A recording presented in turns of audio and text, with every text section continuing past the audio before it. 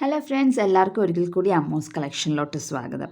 അപ്പോൾ നമ്മൾ ഇന്ന് ചെയ്യാൻ പോണത് ഈ ഒരു കുഞ്ഞു പാറ്റേൺ ആണ്. എങ്ങനെയാണ് എംബ്രോയ്ഡറി ചെയ്യണതെന്ന് നമുക്ക് കണ്ടു നോക്കാം.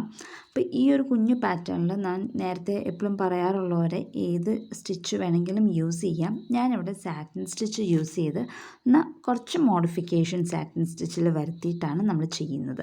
അപ്പോൾ ഒരു ന്യൂ ലുക്ക് കിട്ടാൻ വേണ്ടിയിട്ട് കുറച്ചൊരു മോഡിഫിക്കേഷൻ ചെയ്യുന്നുണ്ട്. അതെന്താണെന്ന് നമുക്ക് കാണാം. അപ്പോൾ നമുക്ക് ഈ ഒരു പാറ്റേൺ സാരിയിലോട്ട് വരച്ച് വെച്ചിട്ടുണ്ട്. അപ്പം ഇതുപോലെ സാരിയുടെ മുന്താണിയിൽ എന്ന് വെച്ചാൽ ബോർഡറിൻ്റെ സൈഡിൽ കൂടെ ഇങ്ങനെ ഒരു 8 ഇഞ്ച് ഗ്യാപ്പ് വെച്ചിട്ടാണ് ഞാൻ സാരിയിൽ വരച്ചിരിക്കുന്നത്.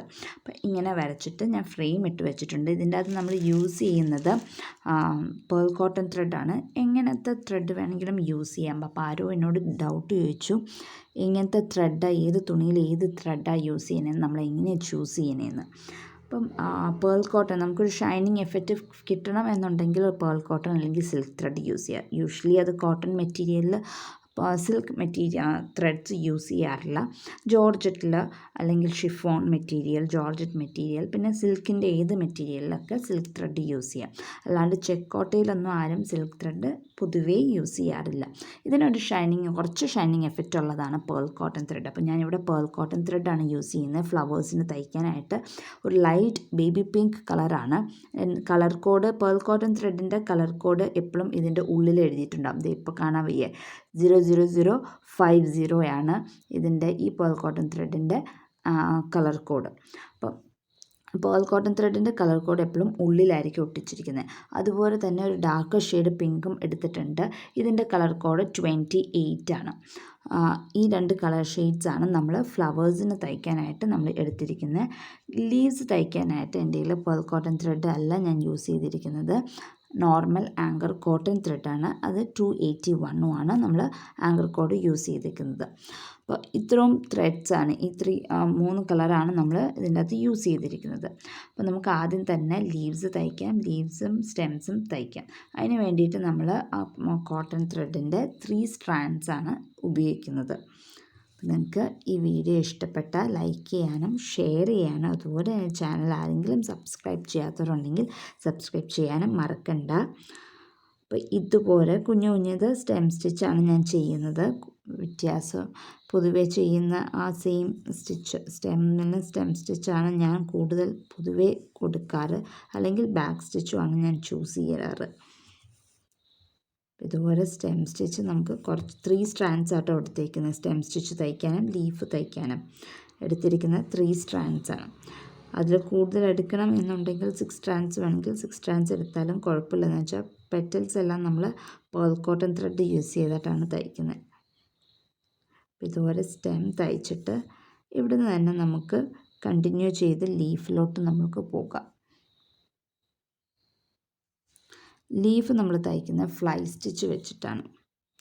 ഫ്ലൈ സ്റ്റിച്ച് വെച്ചിട്ട് ഇതിൻ്റെ സെൻറ്ററിൽ നിന്ന് ഇപ്പുറത്തെ പോയിൻറ്റിലോട്ട് കൊണ്ടുവരിക, സൈഡിലോട്ട് കൊണ്ടുവന്നു, പിന്നെ വി പോലെ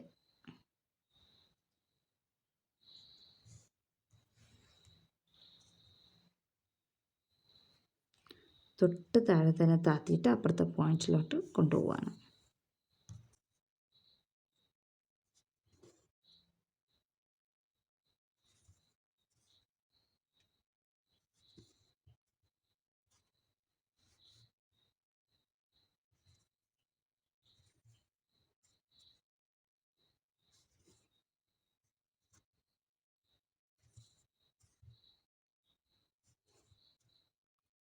അപ്പോൾ നമ്മൾ ഈ ഒരു ലീഫ് തയ്ച്ച് കഴിഞ്ഞിട്ടുണ്ട്. അതുപോലെ തന്നെ അപ്പുറത്തെ സൈഡിലെ ലീഫ് നമുക്ക് തയ്ക്കാം ഫ്ലൈ സ്റ്റിച്ച് യൂസ് ചെയ്തിട്ട്. അപ്പോൾ നമ്മൾ സ്റ്റെമ്മും ലീഫും തയ്ച്ച് കഴിഞ്ഞിട്ടുണ്ട്. ഇനി നമുക്ക് ബഡ് തയ്ക്കാം. ബഡ് തയ്ക്കാനായിട്ട് നമുക്ക് റേ സ്റ്റിച്ചിന് സ്റ്റാർട്ടിങ് പോയിൻറ്റും കൂടി ഉണ്ട്, എന്ന് വെച്ചാൽ താഴത്തോട്ടൊരു തണ്ടും കൂടി ഉണ്ട്. ബേസിക്കലി നമ്മൾ ചെയ്യുന്ന സാറ്റിൻ സ്റ്റിച്ച് തന്നെ ഒരേ പോയിൻറ്റിൽ കൂടെ തന്നെ എടുക്കുക. അപ്പോൾ ഈ ഒരു ഇവിടുന്ന് സെൻറ്ററിൽ നിന്ന് നമ്മൾ സ്റ്റാർട്ട് ചെയ്യുകയാണ്. എന്നിട്ട് ഇങ്ങനെ എടുക്കണു. അത് കഴിഞ്ഞിട്ട് പിന്നെ എപ്പോഴും കുത്തിയെടുക്കുന്ന പോയിൻ്റ് എപ്പോഴും സെയിം ആവാൻ ശ്രദ്ധിക്കുക. വീണ്ടും അവിടുന്ന് തന്നെ ഇങ്ങോട്ടേക്ക്, ഇതിപ്പോൾ ഞാൻ പേൾ കോട്ടൺ ത്രെഡിൻ്റെ 2 ഇഴയാട്ടോ എടുത്തിരിക്കുന്നത്. വീണ്ടും ആ താഴത്തെ പോയിൻ്റ് എപ്പോഴും സെയിം ആയിരിക്കും.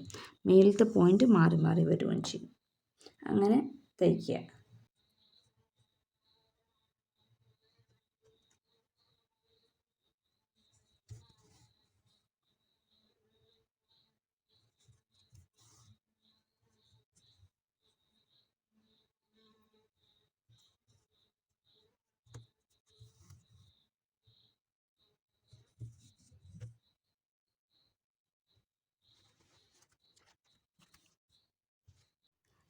ഇതിപ്പോൾ നമ്മൾ ബഡ് തയ്ച്ച് കഴിഞ്ഞിട്ടുണ്ട്. ഇത് പേൾ കോട്ടൺ ത്രെഡിൻ്റെ 2 സ്ട്രാൻഡ്സ് യൂസ് ചെയ്തിട്ടാണ് നമ്മൾ ഈ ബഡ് തയ്ച്ചിരിക്കുന്നത്.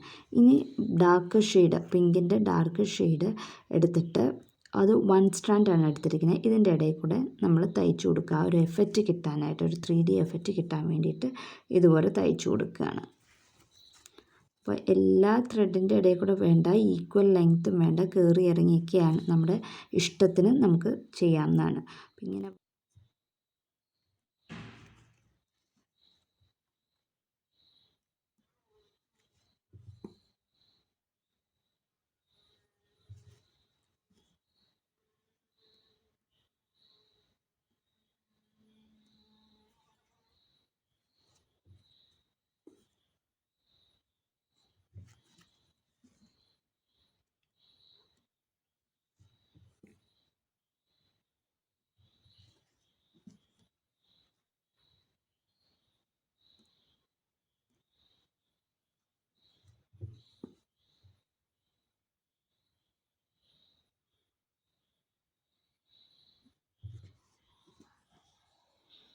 അപ്പോൾ നമ്മുടെ ബഡ് തയ്ച്ചു കഴിഞ്ഞാൽ അത് ഇതുപോലെയാണ് ഇരിക്കുന്നത്. ഒരു നല്ലൊരു ഭംഗിയുണ്ട്, ലൈറ്റും ഡാർക്കും ഷെയ്ഡ് വന്നുകൊണ്ട്. ഇനി നമുക്ക് ലീവ്സ് പെറ്റൽസ് തയ്ക്കാം. പെറ്റൽസ് തയ്ക്കുന്നത് ഇതുപോലെ തന്നെയാണ്, പക്ഷെ സെയിം പോയിൻ്റ് അല്ല. ഇതനുസരിച്ച് ഡയഗ്രാം അനുസരിച്ച് നമ്മൾ മാറ്റുകയാണ്. അപ്പോൾ ആദ്യം സെൻറ്ററിൽ നിന്ന് സ്റ്റാർട്ട് ചെയ്യണം. ഇതും 2 വട്ടമായിട്ടാണ് എടുത്തിരിക്കുന്നത്. സെൻറ്ററിൽ നിന്ന് സ്റ്റാർട്ട് ചെയ്തിട്ട് പിന്നെ സെൻറ്ററിൽ ഈ ലെങ്ത്ത് ഇവിടം വരെ മതി നമുക്ക്. ഇവിടുന്ന് ഇപ്പുറത്തോട്ടാണ് ഞാൻ എടുത്ത്, ഇപ്പുറത്തോട്ട് എടുക്കണമെന്നൊന്നുമില്ല, സെയിം പോയിൻ്റ് തന്നെ എടുത്ത് വെച്ചാൽ മതി. ഞാൻ അപ്പുറം ഇപ്പുറം കൂടെ ക്രോസ് ചെയ്താണ് തയ്ക്കുന്നത്.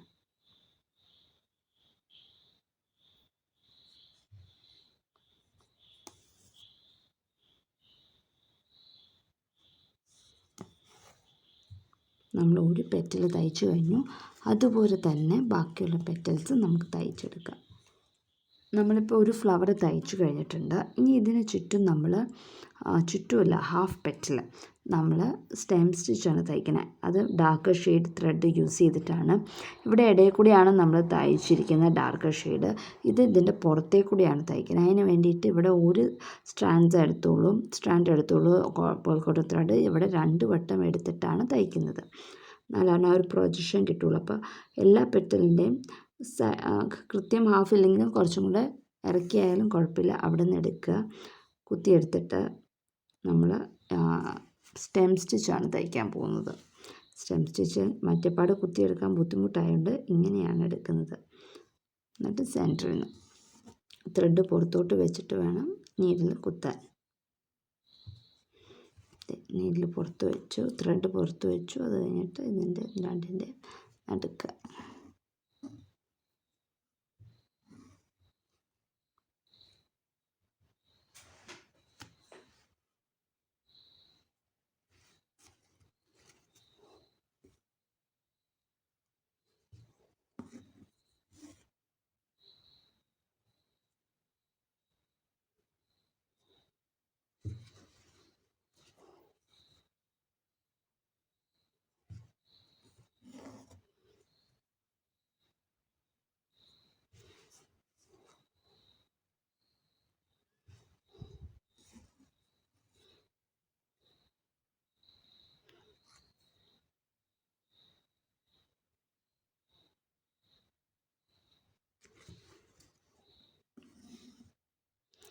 നമ്മൾ ഒരു പെറ്റലിൻ്റെ സൈഡിൽ കൂടെ ഇത് ഹാഫ് പോർഷൻ തയ്ച്ചാൽ മതി, ബാക്കിത്തെ ഹാഫ് തയ്ക്കേണ്ട. അതൊരു ബാക്കിയുള്ള എല്ലാ പെറ്റൽസിലും ഇതുപോലെ തന്നെ ഹാഫ് പോർഷൻ നമ്മൾ തയ്ക്കുക. അപ്പോൾ ഇതിൻ്റെ ഈ പെറ്റലിൻ്റെ റൈറ്റ് സൈഡിലാണ് തയ്ച്ചിരിക്കണമെങ്കിൽ എല്ലാ പെറ്റലിനെയും റൈറ്റ് സൈഡിൽ തന്നെ തയ്ക്കണം. പിന്നെ ഒരു ലെഫ്റ്റ് ഒരെണ്ണത്തിൽ റൈറ്റ് അങ്ങനെ പോകരുത് കേട്ടോ. അത് കാണാനൊരു ഭംഗിയുണ്ടാവില്ല.